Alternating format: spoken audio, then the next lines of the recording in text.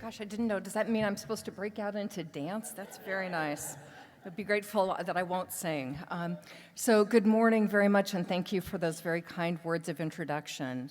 It is really, really wonderful to be with you all today. It's great to be able to personally welcome you to Orlando, to the place of sun and afternoon thunderstorms. I'm really pleased to be able to be here this morning to share a little bit about the journey that we have been on from an environmental perspective over the years. And as you heard, I lead our environmental and conservation work across our parks and resorts. And I'm going to tell you a little bit about our journey, the good and the bad. So first, I just want to get a sense of, within this room, how many of you at some point in your lives have visited a Disney park? Good. Well, that's always good to know. I kind of guessed. I don't know, though, how many of you know that actually the environment and animals and nature is really part of the DNA of our organization, of our company. In fact, Walt Disney himself was really passionate about the environment, and even 60-some years ago spoke very eloquently about conservation. So let's take a moment and just listen to some of his words. I want to say a word or two about National Wildlife Week. You've probably heard people talk about conservation. Well, conservation isn't just the business of a few people.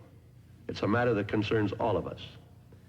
It's a science whose principles are written in the oldest code in the world, the laws of nature.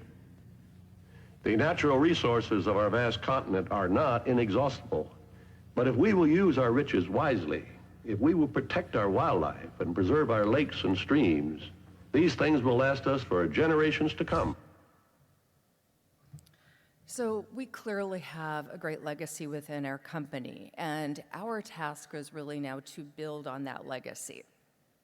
We always have been engaged in helping the environment in some way or another, but albeit it's been much less strategically. I have two items sort of in the nature of full disclosure.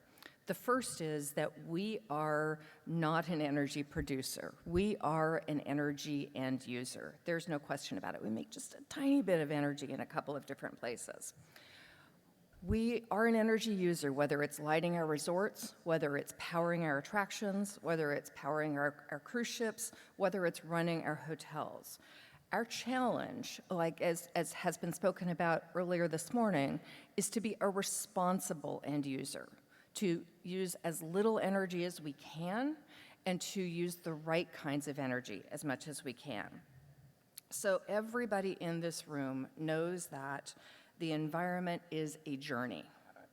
We know that it is also not a straight path, that it is often feels like it is uphill much of the time. Does that resonate with anybody here? Maybe that's only true at Disney, that it feels that way.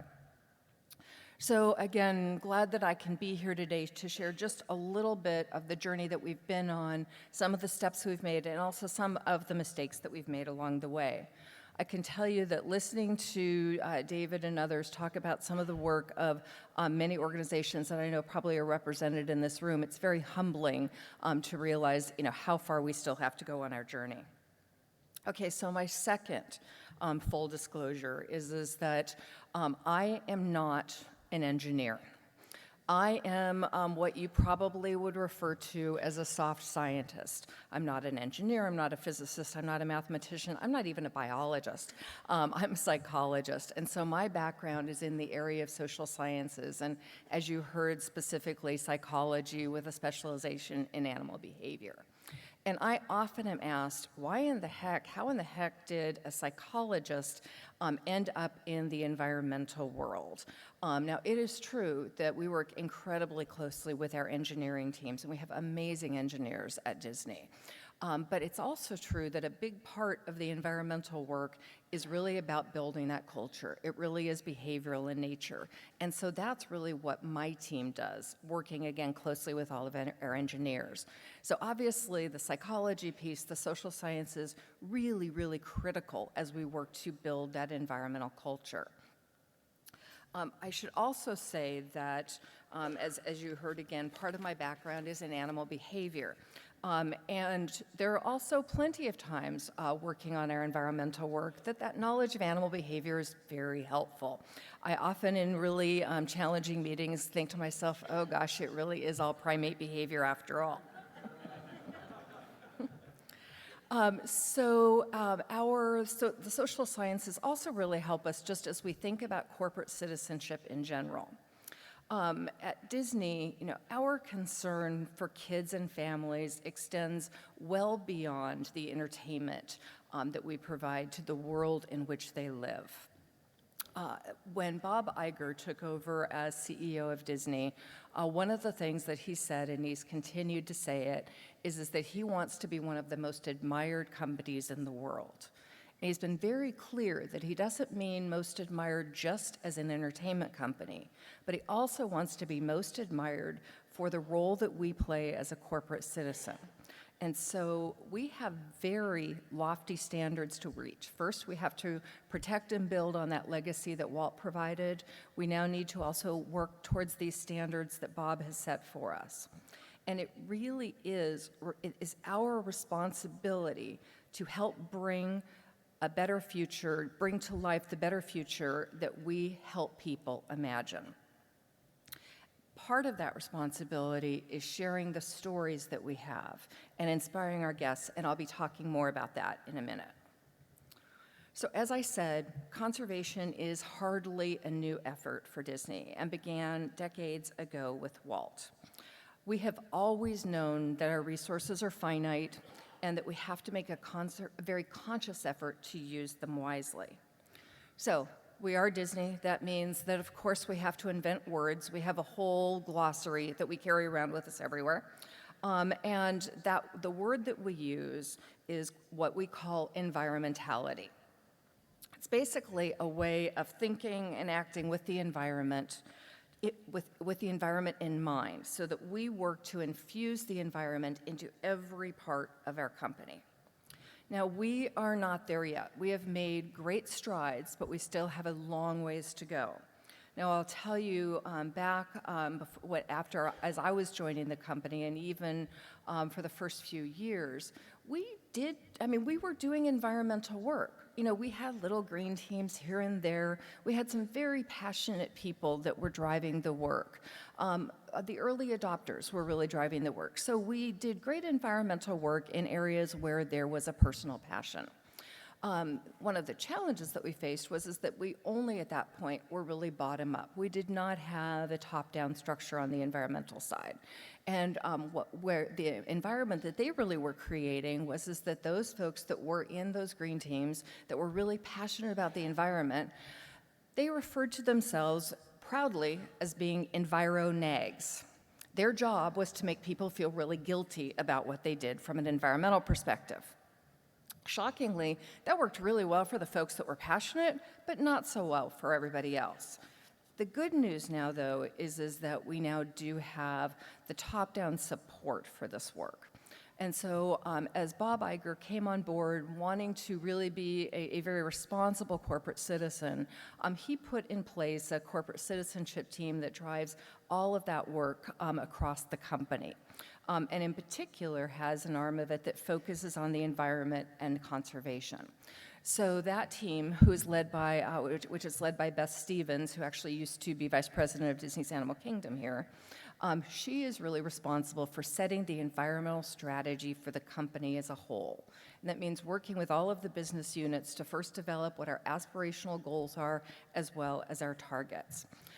We have a number of them. I'm only going to focus today on 3 of them, primarily first on zero net greenhouse gas emissions, and then also on waste and water, and talk a bit about then our responsibility to inspire. So we are now in a place where we do have a top-down approach as well as the bottom-up, which really puts us in a place where we can actually deliver. Our job then within Walt Disney Parks and Resorts is to develop the strategy across all of our parks and resorts around the world. That means our land-based parks and resorts as well as our cruise line, and to ensure that we meet the targets. This is critical not only because it's the right thing to do and we have to, but also because of the size of parks and resorts. When you think about the Disney company as a whole, one of the things that makes us really strong and also incredibly complex is the diversity of our businesses. And also within Walt Disney Parks and Resorts, what makes us challenging is that we are lucky, not so lucky, to be the largest part of the environmental footprint of the Disney company, roughly about 3/4. And so basically, when we think about the targets, the goals that are being set, the targets that are being set, where parks and resorts go, so goes the company. So it would be fair to say that we feel a lot of pressure. And I remember when Tom Steggs, who is our COO for the company, said to me at one point, "So you'd better get it right in parks and resorts." Thank you very much. I get it. I understand. So we do work really, really hard at this. Now, it would be, there may be some folks out there thinking, oh gosh, Disney, with all of your resources, you probably have a giant centralized environmental team that does this work. No, not so much. We have a small but mighty team that helps facilitate all of this environmental work around the world. And then at our different sites, we have even smaller but still mighty teams that really lead the environmental work and work with the facilities partners really closely. But it's really our operators that are responsible for meeting the targets. And so as we first started working together and probably weren't as sophisticated as we are now, the environmental people came in and, again, being in enviro-nags, saying, oh, we really want to meet these targets. We have to do it. It's the right thing to do for the planet. The operators went, okay, I got a business to run. Come back later. The facilities folks then were looked to be the ones that really solved everything. Well, that's great, but they don't necessarily create the environmental culture. And so we finally got a little bit smarter and realized that our environmental teams need to work hand in hand with our facilities folks and also to work hand in hand with our operators and to pay attention to really making the business case for what we were doing and also making it as easy as possible for the operators to do this. We'd started out with the notion, and I think this often happens with areas of corporate citizenship, where you basically have this thing that people need to focus on, this initiative, and it gets placed on top of everything else that people do. Well, it turns out, Walt Disney Parks and Resorts is all about running amazing operations that create incredible memories for our guests everywhere. They don't have time to think about an add-on to what they do. They need to run an amazing operation that does all of that work. So we realized a little belatedly that our job was to not only make the business case for the work, but really to make it as easy as possible for them to do the work, which means integrating the environmental piece into everything that we do. And that means including it in our annual performance planning. It means integrating it into our training. Integrating into daily checklists, because our operations run around the world on daily checklists. It means developing feedback measures for people so that as they're working on things, they can truly see a difference. One of the challenges that we've had over time, and I'm sure that we're not alone in this, is that as we, of course, built our parks, we didn't necessarily have environmental feedback in mind. So I don't believe that this is an overstatement when I say that when Magic Kingdom opened, there was 1 meter there. Well, that doesn't really help the person, the chef that's running a kitchen that's trying to really see, are they making a difference? And so obviously since that time, we now have sub-meters everywhere. And as we build new parks, there are sub-meters everywhere. It's much easier, obviously, to do that from the beginning than to go back and add. But so we're now able to provide feedback for that chef that's really trying to make a difference, really trying to save energy in their kitchen, and giving them real-time information. It also means providing feedback by conducting audits, by doing scorecards. It also means really being very strategic about the communication that we provide, inspiring people by telling them the great stories that their peers are doing, what the bright spots are, then understanding sort of what the barriers are that people that get in the way and how we can help. It also involves the role that our leaders can play from a communication perspective. So actually right now down at Walt Disney World, we are in the middle of an executive business update, but I'm delighted to be here instead. And at that executive business update, because I'm not there, which is actually probably in some ways good, The president of Walt Disney World is giving an overview of where, sort of where we are from an environmental perspective, a reminder of what those targets are, what it is that we need to focus on, with a very serious call to action to all of those operators about keep up the good work, but you need to be doing more. And so we're very focused on that. Another example that you see in one of the pictures there, you see some of our custodial folks with a recycling can. Well, one of the things is, those of you who have visited our parks probably know, we often create what we call magical moments for our guests. And so those are just special experiences that surprise and delight you, theoretically, as you go through the parks. So our custodial folks are extremely passionate about recycling and about the environment. Makes sense, right? That's what they do. And so in this particular case, the custodial folks at Disney's Animal Kingdom developed a recycling game that they play with the guests. Well, any of you who have studied Disney might notice that the gentleman that's playing the game is Bob Iger, our CEO. And so, we, of course, were very strategic when he visited, making sure that he had the opportunity to just happen upon that game. But, imagine, we're shameless, I should say, but I just imagine, for those custodial folks that are passionate about the environment and working to inspire our guests, the power of the CEO supporting the work that they're doing and doing this. My God, that is, you really can't buy that kind of communication impact. So, beyond creating that culture, really beyond creating the sort of general focus on the environment and integrating all of this into our operation, we're also specifically focused on our particular targets. And again, I'm going to focus primarily on emissions, obviously given the audience, but also I'll touch a bit on water and waste. So we have made significant progress. Last year we achieved our first set of targets. We're now working on our 2020 targets. And I will say that, regarding emissions in particular, our goal for Disney is eventually to achieve zero net greenhouse gas emissions, which is ambitious. Having listened to David talk about 3M, I'm kind of embarrassed. I don't think we're nearly as good as they are. But there you go. Nobody's perfect. It's a journey. So we know, though, that this particular aspirational goal is very challenging, and we know that it's one that requires innovation. We will get there through some efficiencies. We'll get there through using alternatives, but we also then will need to provide some support to carbon projects. But in order to really fuel the innovation that was going to be necessary to do this work, Disney set an internal price on carbon. And what that means is that the business units, like Walt Disney Parks and Resorts, are actually charged for our own emissions. This is especially a really big deal for Parks and Resorts because, as I said, we're the largest part of the environmental footprint, which means every year we get a large check that we have to write to the company for our emissions. So you might guess, well, would you think this was really popular with the leaders? Yeah, probably not. What everybody really thought was going to happen when we got these environmental targets was that we would be getting a check from corporate to do all of this great environmental work.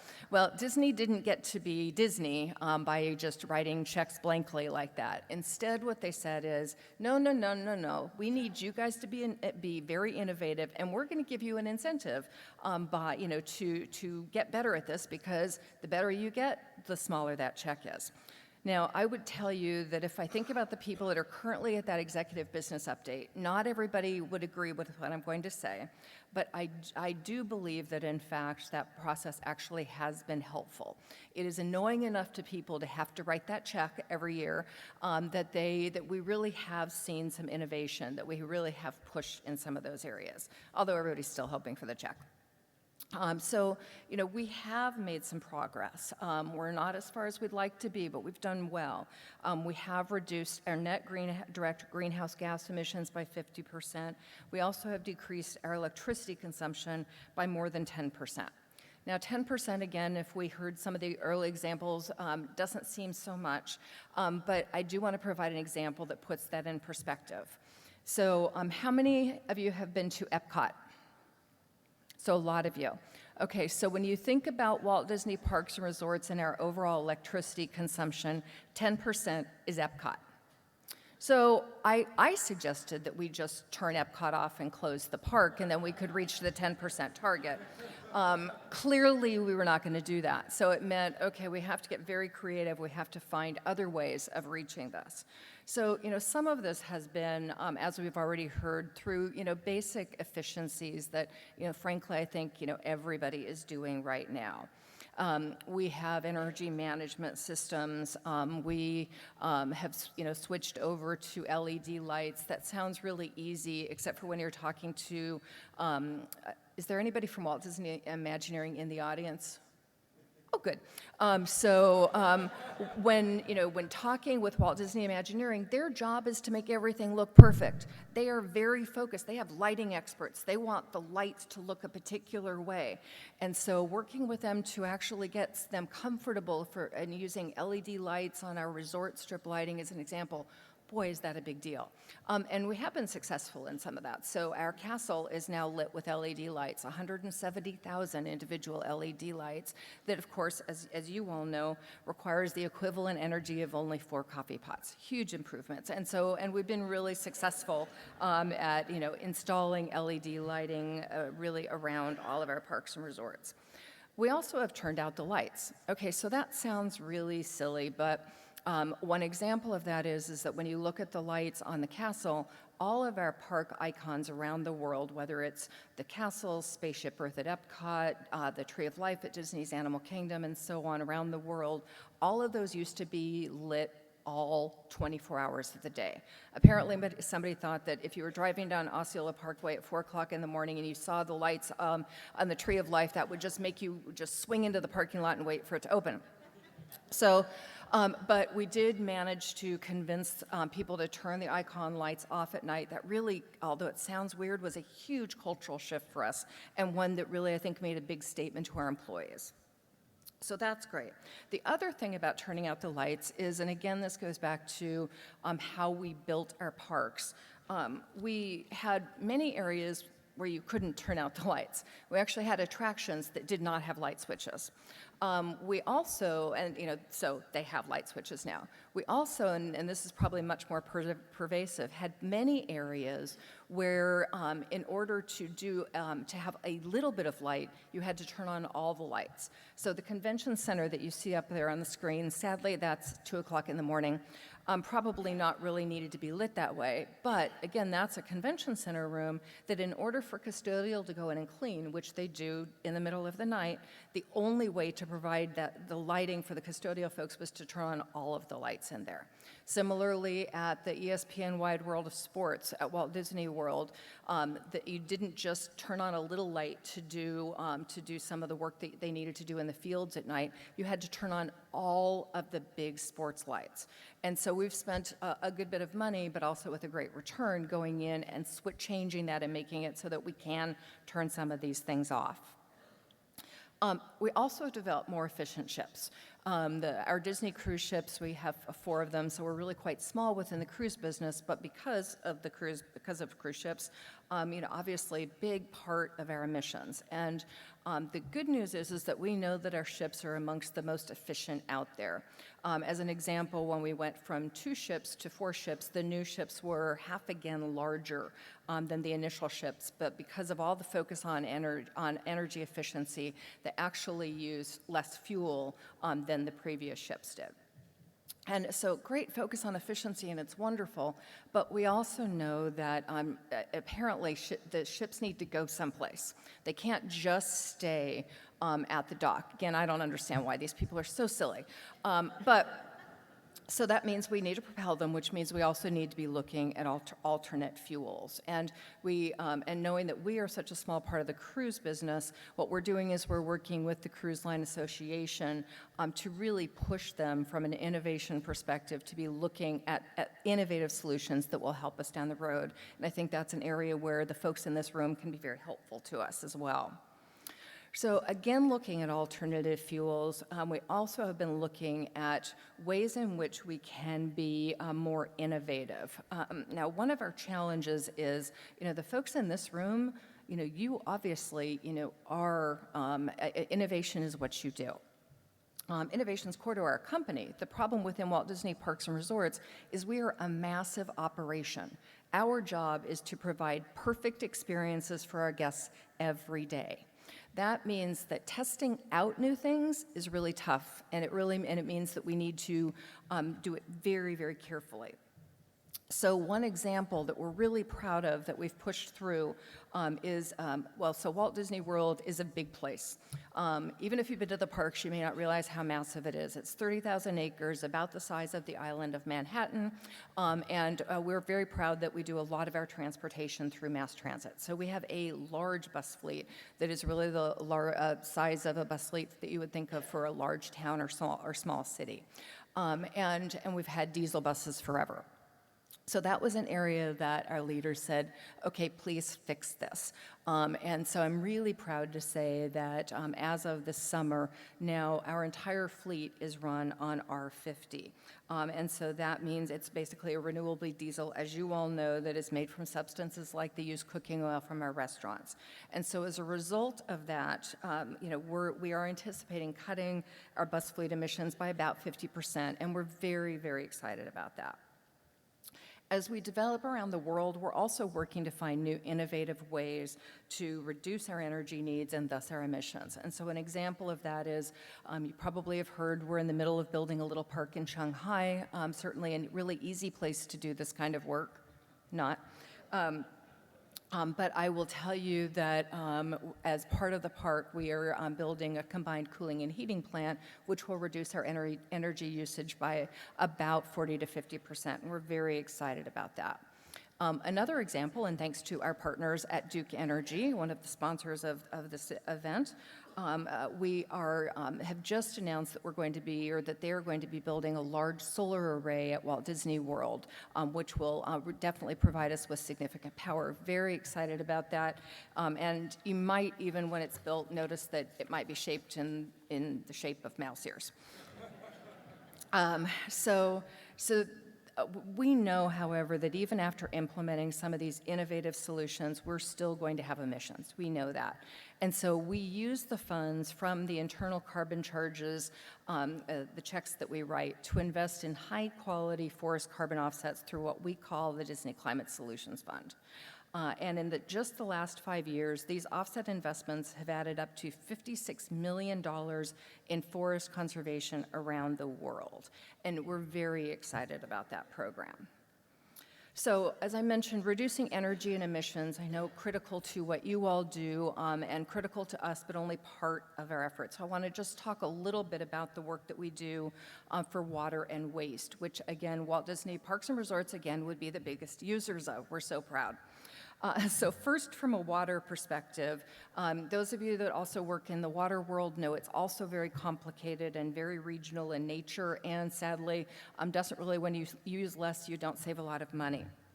Luckily, where water's concerned, we've actually done a great job over the years in water conservation, everything from using reclaimed water for irrigation, built state-of-the-art water treatment plants at virtually all of our parks.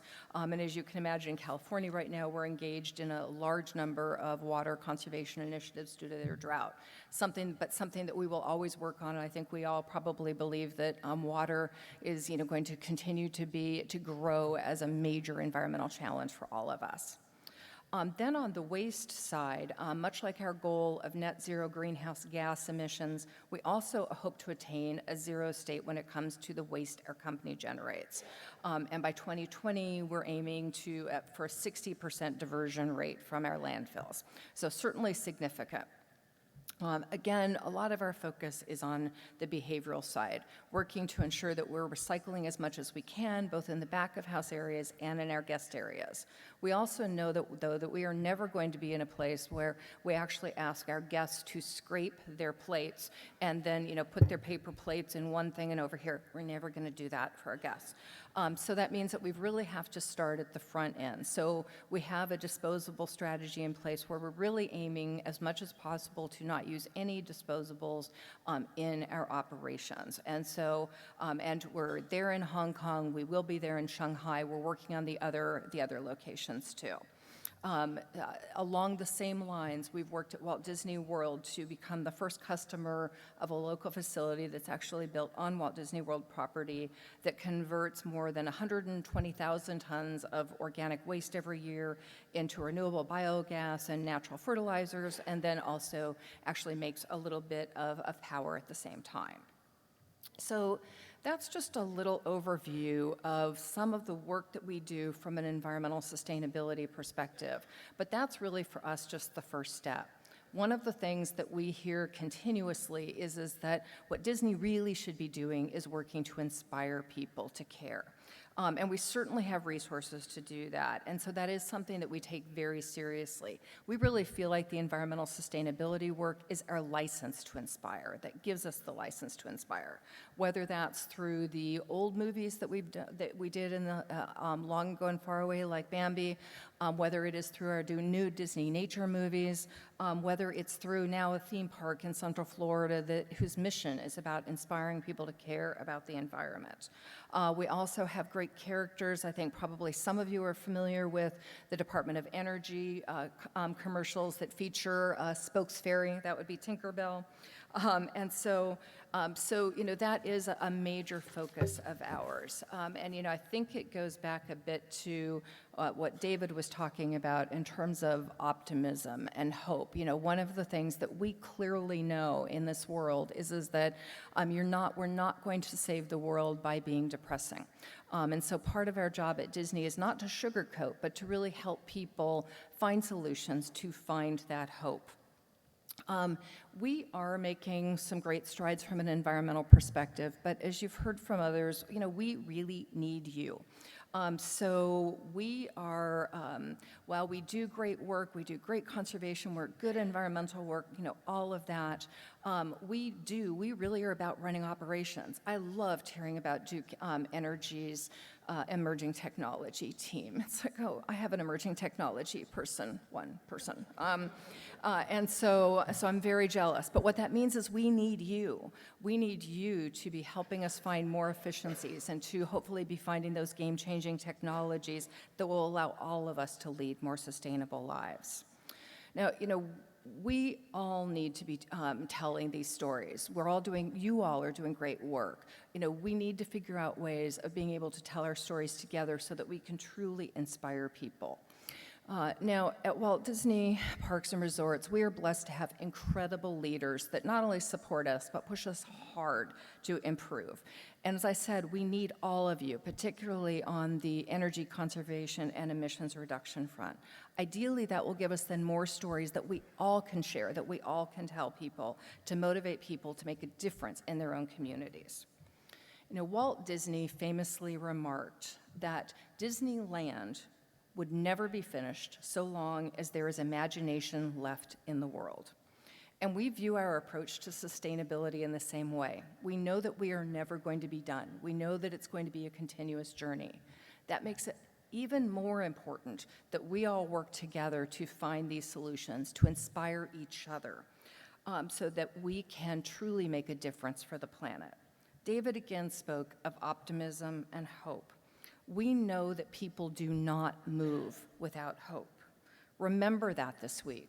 Be optimistic.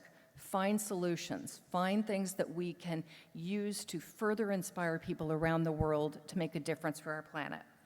Thank you very much for having me, and I hope you have a wonderful week.